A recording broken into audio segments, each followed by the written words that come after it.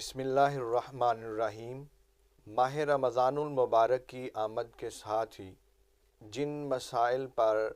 Discuss شروع ہو جاتی ہے اور لوگ کثرت سے سوالات کرتے ہیں، ان میں ایک اہم مسئلہ سحری کے وقت کا ہے کہ سحری کا وقت کب تک ہوتا ہے، اذان فجر تک یا اذان فجر مکمل ہونے تک۔ تو اس پر ایک حدیث پاک بہت زیادہ وائرل ہو رہی ہے۔ یہ حدیث پاک سنن ابی داؤد کی ہے اور یہ حدیث نمبر 2350 ہے، اور یہ کتاب الصیام کے اندر حدیث آتی ہے، اور اس حدیث پاک کے راوی حضرت ابو ہریرہ رضی اللہ تعالیٰ عنہ ہے، جسے پیش کر کے یہ کہا جاتا ہے کہ حدیث پاک میں آتا ہے کہ اگر تمہارے ہاتھ میں کھانے کا کوئی برتن ہے اور اذان شروع ہو گئی ہے تو اس برتن کو رکھ نہ دو، بلکہ اپنی حاجت کو اس سے پورا کر لو، یعنی اذان کے دوران بھی، بلکہ اذان ختم ہو بھی جائے تو وہ برتن خالی کر لو اور اپنے کھانے کی حاجت کو پورا کر لو۔ تو اب آئیے سب سے پہلے اس حدیث پاک کی طرف آتے ہیں۔ یہ حدیث پاک ہے ہمارے سامنے، نمبر ہم نے بتا دیا ہے کہ 2350 یہ حدیث کا نمبر ہے۔ ابو داؤد کی یہ کتاب ہے اور سیاستہ کی کتاب ہے۔ اب اس میں بہت زیادہ غلط فہمی پھیلانے کی کوشش کی جاتی ہے۔ میں آپ کو ورڈ ٹو ورڈ یہ حدیث پاک پڑھ کے سناتا ہوں، تو آپ خود سن کے ہی سمجھ جائیں گے کہ یہ حدیث پاک کا مفہوم جو ہے یہ کیا ہے۔ حدیث پاک حضرت ابو ہریرہ رضی اللہ تعالیٰ عنہ سے روایت ہے، حضور نبی کریم رؤوف الرحیم صلی اللہ علیہ وآلہ وسلم نے ارشاد فرمایا۔ حدیث کا جو متن ہے وہ شروع ہو رہا ہے اذا جب سامع سنے احدکم تم میں سے کوئی ایک ندا آواز کو یعنی اذان کو، والاناء اور برتن، علی پر، یدہی اس کے ہاتھ میں، فلا پس نہ، یدعہ وہ رکھے اس کو، حتی یہاں تک کہ یقضی وہ پورا کر لے، حاجتہ اپنی حاجت کو، من ہو اس سے۔ اب آپ نے لفظ ٹو لفظ جو ہے اس کا عربی متن بھی سماعت کیا اور ترجمہ بھی سماعت کیا۔ اب اس میں نہ تو سحری کا لفظ ہے اور نہ ہی اذان فجر کا لفظ ہے۔ یہ میرے پاس موبائل ایپ بھی کھلی ہوئی ہے، اس کے اندر بھی مترجم نے ڈنڈی ماری اور ترجمے میں کہا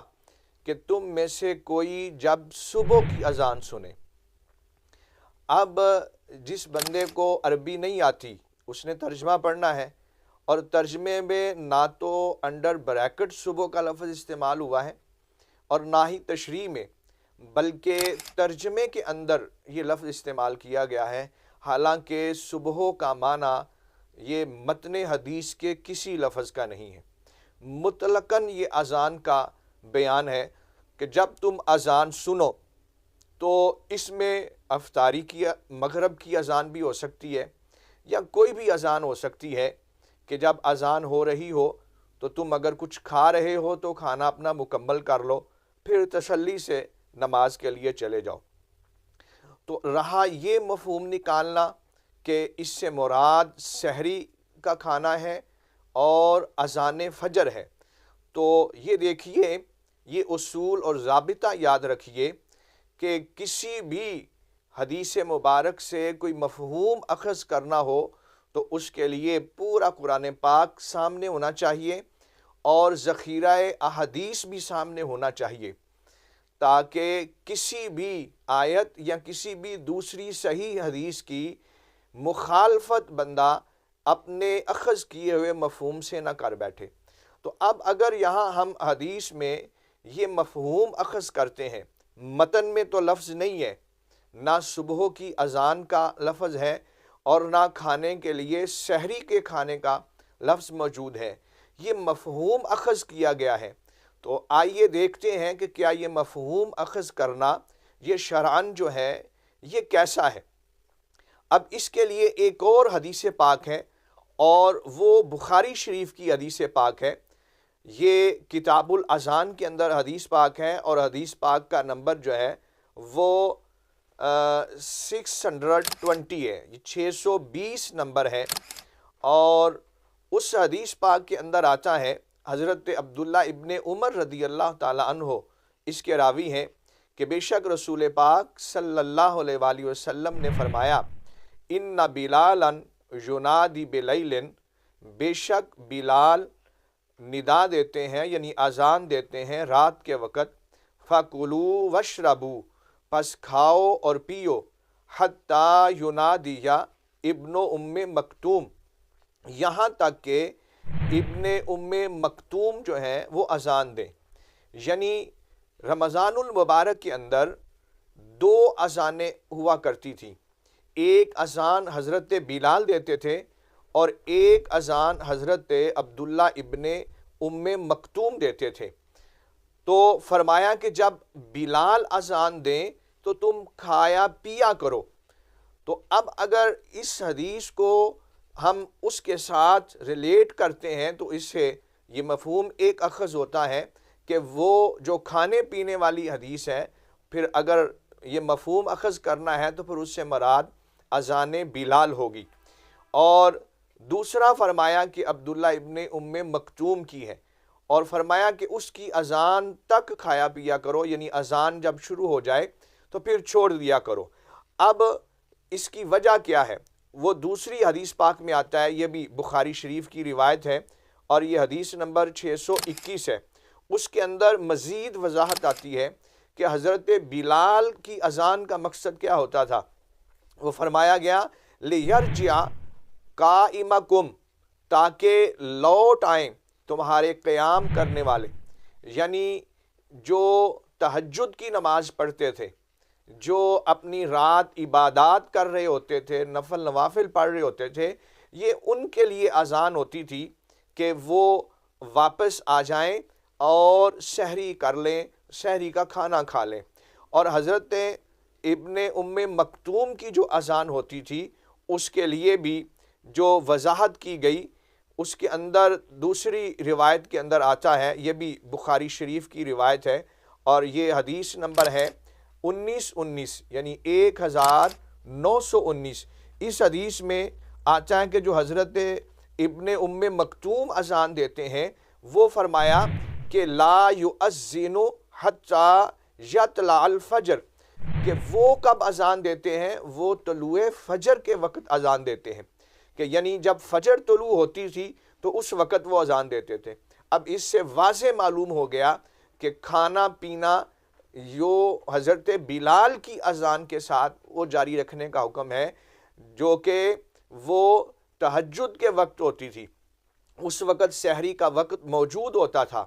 اور جن کی اذان سے سحری کا وقت ختم ہوتا وہ حضرت عبداللہ ابن ام مکتوم رضی اللہ تعالیٰ عنہ ہیں۔ ان کی اذان تک یعنی ان کی اذان جب شروع ہو تو کھانے پینے سے روک دیا گیا۔ اب یہ ایک حدیث پاک کا مفہوم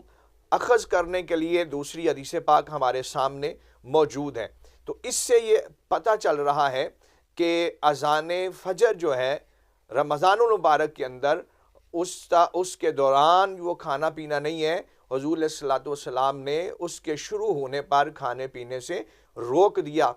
واضح طور پہ۔ اس میں نہ صبح کا لفظ ہے نہ سحری کا لفظ ہے، لیکن اس کے اندر جو ہے وہ سحری کا لفظ موجود ہے کہ جب سحری کے وقت اذان ہو اس کے اختتام پر تو کھانا پینا چھوڑ دو۔ اب اس کے مفہوم کو ہم قرآن پاک کے حکم سے بھی دیکھتے ہیں، اس کے تناظر میں بھی اگر ہم وہ مفہوم نکالیں گے کہ اذان فجر کے دوران کھا پی لو، تو پھر قرآن کی جو یہ آیت ہے